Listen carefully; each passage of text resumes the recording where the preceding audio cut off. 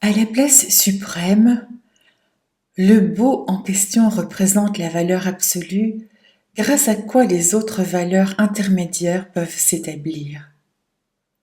Je n'use guère du mot amour, parce que le principe d'amour est contenu dans le principe de beauté, que l'amour découle naturellement de la beauté, et que celle-ci manifeste en outre ce qui advient de l'amour.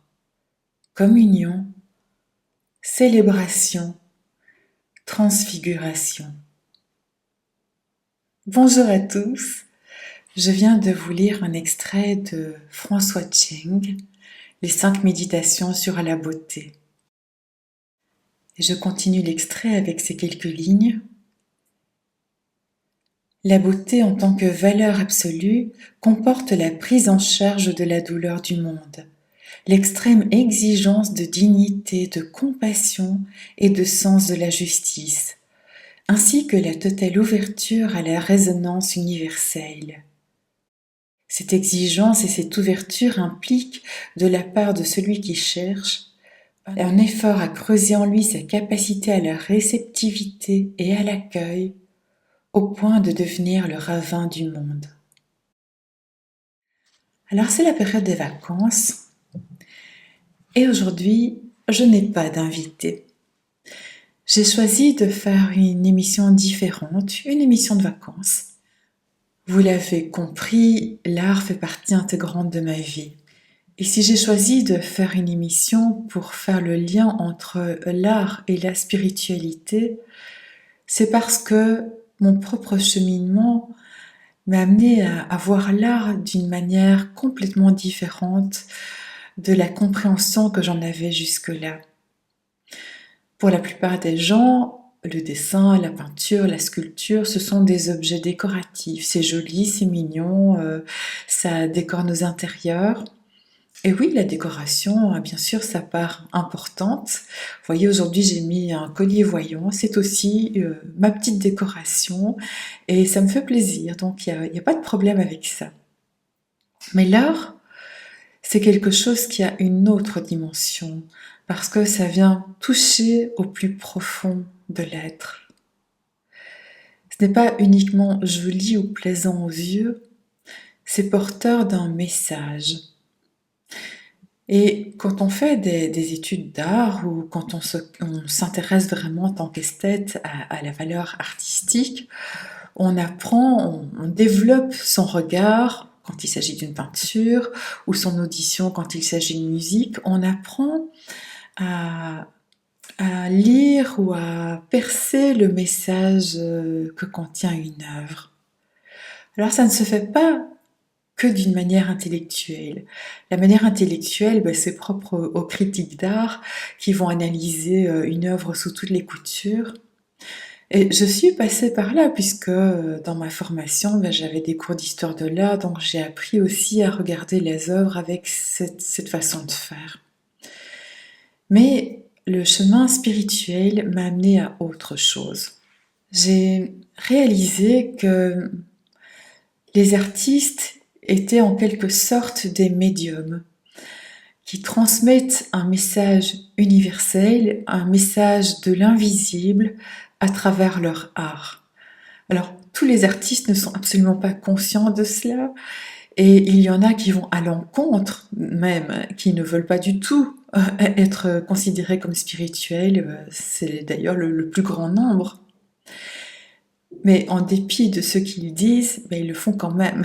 Parce que soit ils montrent quelque chose qui est très profond dans leur travail, même s'ils ne veulent pas reconnaître que c'est de la spiritualité, soit ils ne veulent absolument pas faire ça, ils vont à l'encontre, et dans ce cas-là, eh bien, comme dans la spiritualité, on sait très bien qu'il n'y a que l'amour ou le contraire de l'amour qui est la peur, eh bien, alors ils manifestent la peur dans leurs œuvres d'art, et la peur, c'est quoi? C'est un appel à l'amour. Donc, où tu montres des choses qui touchent à l'amour, au plus profond de l'être humain, ou tu fais quelque chose qui va à l'encontre, et donc tu montres ce qui lui manque. Donc, de toute façon, d'une manière ou d'une autre, ça nous ramène à cette essence profonde de ce que nous sommes en tant qu'être spirituel. Et quand on regarde une œuvre d'art, vraiment, mais pas avec le côté intellectuel, uniquement avec le ressenti, eh bien, ce que l'on voit ou ce que l'on écoute va nous emmener dans quelque chose de beaucoup plus profond que ce qui est montré au premier abord. On peut être absorbé par la couleur, on peut être absorbé par le jeu des lignes, des formes, de la composition. Et si on reste vraiment attentif, parce que ça demande du temps, une œuvre d'art, ça ne se regarde pas en 5 secondes. Mais si vraiment on prend le temps de se poser, de regarder, eh bien, il y a quelque chose qui se passe en soi. Un calme, une profondeur. Il y a quelque chose qui surgit, des émotions aussi. Il y a vraiment quelque chose qui se passe à l'intérieur de soi. Et l'œuvre d'art, elle a cette faculté justement d'entrer en résonance avec ce qu'il y a de plus profond en nous.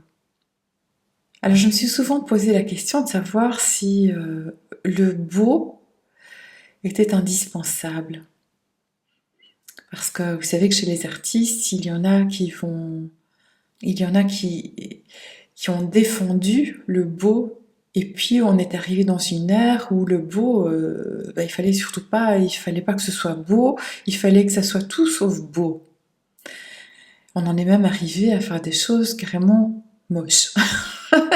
Et des œuvres d'art qui étaient vraiment pas belles du tout, et franchement, moi non plus, j'en aurais pas voulu dans mon salon. Et ça, c'est quand même interpellant.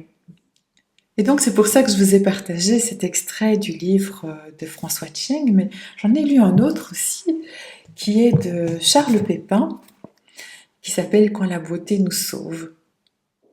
Et je vous en partage aussi quelques lignes. Il y a beaucoup de passages que j'ai soulignés, mais je vais vous lire juste 2 phrases ici. Si nous nous reconnaissons dans les œuvres d'un autre, c'est que nous avons avec lui quelque chose en commun.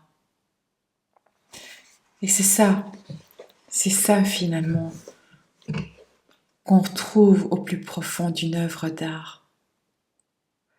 C'est cet espace commun à tous les êtres que nous sommes. Pas nécessairement sur le plan humain, mais sur le plan supérieur, sur le plan de la conscience, cette source d'où nous provenons. C'est ça que nous avons en commun. L'œuvre d'art, c'est la réalisation la plus haute en conscience qu'un être humain puisse réaliser. Tout au long des émissions que vous avez vues précédemment, j'ai invité des personnes qui sont vraiment investies dans leur travail artistique. Certaines le font à temps plein, certaines le font avec une autre activité plus alimentaire sur le côté, peu importe. Ce qu'elles font, elles le font vraiment avec le cœur, avec cette présence investie dans leur travail. Et toute personne qui pratique une activité artistique, eh bien, elle dit « Oh, je n'ai pas vu le temps passer ». Ou bien « Pendant que je faisais ça, je n'ai pas pensé à autre chose ». C'est ça aussi la faculté de l'art, de la créativité, de l'activité artistique. C'est de nous ramener au moment présent. Essayez de jouer de la trompette et de penser à vos factures en même temps. Je vous mets au défi. Essayez aussi d'écrire un poème et en même temps de penser aux courses que vous allez faire l'après-midi au supermarché. Ce n'est vraiment pas possible. Quand on est concentré dans un travail artistique, notre esprit ne peut pas vagabonder à gauche et à droite. Et c'est ainsi qu'on vit pleinement le moment présent. Et le moment présent, c'est l'éternité. Et ces moments d'éternité, c'est ça qui transparaît dans une œuvre d'art. Alors je sais que mon message est un peu particulier aujourd'hui, ça change de ce que vous écoutez les autres fois. Mais j'avais envie de vous partager ces réflexions et de vous proposer, puisque c'est la période des vacances, eh bien, de vous y mettre. Alors, j'ai préparé une petite activité filmée. Je vais vous la montrer. Et puis, libre à vous de faire ce qui vous inspire le plus. Alors le thème est simple, facile, c'est un thème que tout le monde connaît, c'est celui du mandala. Mais je vais vous proposer 3 manières de réaliser un mandala. Il y en a sans doute encore d'autres, hein. Et vous choisirez celle qui vous plaît, celle que vous avez envie de réaliser. Et puis, pourquoi pas, venez publier vos résultats sur le groupe Facebook RTV Sandrine Dupuis. Vos photos seront les bienvenues pour montrer justement vos créations au plus grand nombre de notre groupe. Ce sera une grande joie de voir ce que vous avez réalisé. Vous pouvez utiliser des imprimés que vous ferez à partir de dessins trouvés très facilement sur internet en tapant mandala. Vous les réalisez en couleur ou en noir et blanc selon votre préférence, sur feuille de papier ou tout autre support que vous trouvez adéquat. Vous pouvez bien entendu utiliser des pochoirs ou revenir à la technique du compas et de la règle comme les deux miens que je vous présente ici, celui-ci plus structuré, celui-ci plus fantaisiste. Deuxième technique, je vous emmène en promenade et sur mon chemin, je ramasse toutes sortes de choses. Alors j'ai emporté de chez moi quelques ustensiles, peut-être qu'ils vont m'aider. Et puis voilà tout ce que j'ai pu trouver sur ce chemin et sur la plage. Des petits bouts de verre, des cailloux, des fleurs. J'en ai pris d'ailleurs de plusieurs coloris. J'ai des brindilles. J'ai trouvé voilà une pomme de pin. Et puis voilà quelques coquillages aussi. Alors ce bambou va me permettre d'égaliser le sol. Et puis vous voyez, je casse la pomme de pin, j'utilise tous les petits bouts. Oh, notre petit copain qui vient nous dire bonjour. Voilà, et je vais faire de plus en plus de cercles et de motifs avec toutes ces petites trouvailles.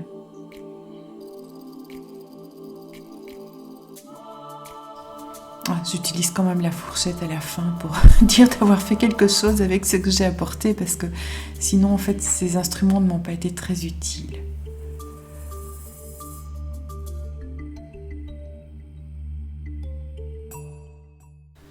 Alors pour la troisième technique, j'ai peint un support avec une couleur unie. Je fais une spirale à la colle, ça pourrait être un autre motif aussi.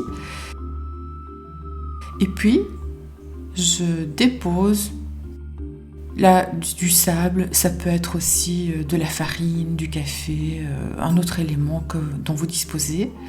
Et une fois que c'est sec, eh bien, je recouvre tout de la même couleur que le support. Bien sûr, vous pourriez faire tout à fait autrement, hein. C'est libre à chacun de mettre les couleurs que l'on aime. Alors ensuite, j'ai utilisé aussi des éléments que j'ai trouvés dehors. Et je suis venue les ajouter à ceci, une fois secs bien sûr. J'ai donc mis les coquillages. Et puis pour harmoniser le tout, je les ai peints avec une couleur rouge un peu transparente, comme ça on voit encore le coquillage et en même temps ça s'harmonise avec le reste de la petite plaquette. Et donc je vous remontre les 3 réalisations terminées. À vous de choisir celle qui vous inspire le plus, à réaliser seul ou en famille. Voilà, j'espère que vous avez apprécié les techniques que je viens de vous montrer. N'hésitez pas à publier vos réalisations sur le groupe Facebook RTV Sandrine Dupuis. Merci à vous, merci pour tout ce que vous faites, pour votre participation. Je vous invite donc à aller voir mon site internet si vous avez besoin de mes services pour une consultation individuelle ou si vous avez envie de suivre un de mes programmes complets de non-dualité, d'investigation du soi. Et pour mieux comprendre ce dont il s'agit, j'ai vraiment envie de vous inviter aussi à vous rendre sur ma propre chaîne YouTube. Ça me ferait très plaisir. Pas pour moi, bien qu'un abonnement ou un like ou un petit commentaire, c'est toujours sympathique, mais c'est surtout pour vous partager ce qui a été l'essence même de mon propre changement, de cette transformation radicale, parce que je peux vous dire que je ne suis pas du tout la même personne que celle que j'étais il y a 20 ans. Et toute cette transformation intérieure a rendu ma vie beaucoup plus légère, beaucoup plus libre, beaucoup plus joyeuse. Et c'est vraiment ça que j'ai envie de vous partager. Alors toutes mes pratiques, elles tournent autour de l'hypnose, de la méditation, de l'investigation du soi, de l'introspection profonde et des activités artistiques qui permettent d'explorer certains thèmes d'une autre manière. Je vous invite donc à découvrir tout cela sur ma chaîne. Et puis, bien, vous pouvez me mettre des commentaires, me dire ce que vous en pensez, et je reste à votre disposition si besoin est. Et puis, les 2 semaines suivantes, je vais aussi vous proposer quelque chose de différent. Je vais vous raconter l'histoire d'artistes et voilà, vous n'aurez plus qu'à faire la vaisselle en même temps ou mettre vos écouteurs pour vous reposer le soir dans votre fauteuil et écouter cette histoire contée au sujet d'artistes dont je vous laisse la surprise. Voilà, je vous dis à très bientôt avec la reprise le 19 août pour un nouvel interview.